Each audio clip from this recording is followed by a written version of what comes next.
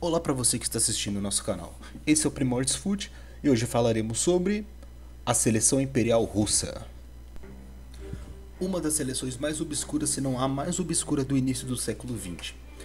O futebol foi trazido ao Império Russo pelos britânicos que começaram a trabalhar nas fábricas do recém-industrializado país.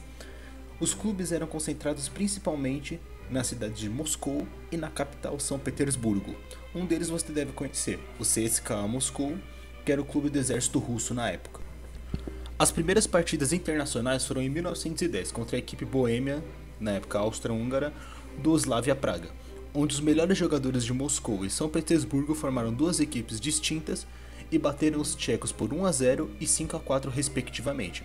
Apesar dessas vitórias e do entusiasmo ao futebol, elas foram as últimas vezes que os russos triunfaram internacionalmente até a Revolução de 1917.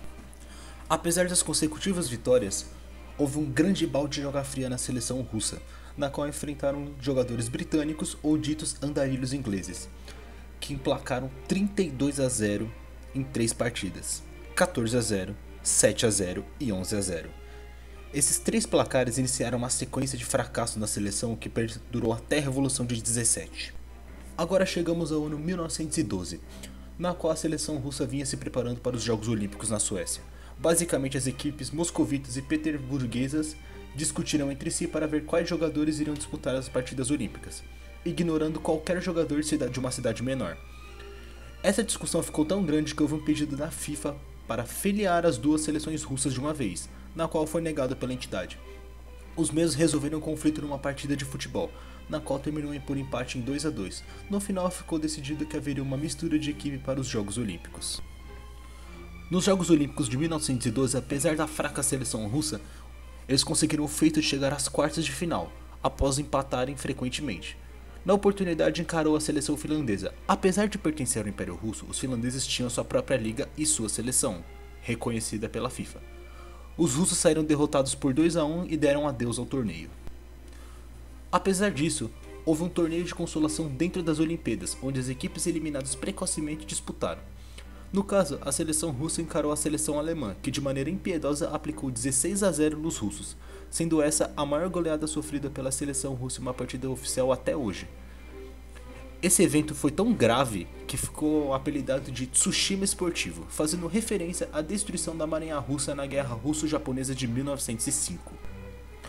Ainda assim, após as Olimpíadas, os russos continuaram a ser massacrados em partidas amistosas, sendo essas 9-0 e 12-0 para a seleção húngara, que apesar de pertencer ao Império Austro-Húngaro, tinha sua seleção separada da Áustria, 4-1 e 5-1 para a seleção sueca, e por fim seu último jogo foi contra a seleção norueguesa, na qual empatou por 1-1 em 12 de julho de 1914, pouco antes do início da Primeira Guerra Mundial.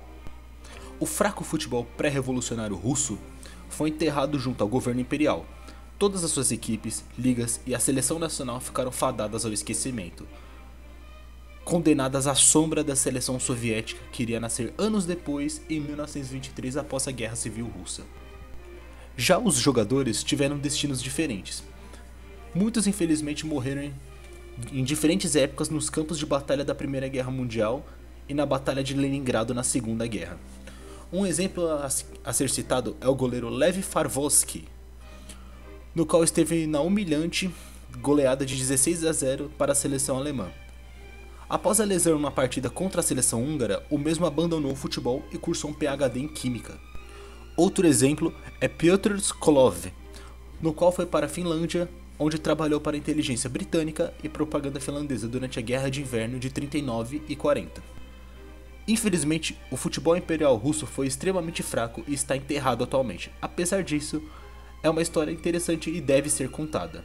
Obrigado a todos que estão escutando até agora.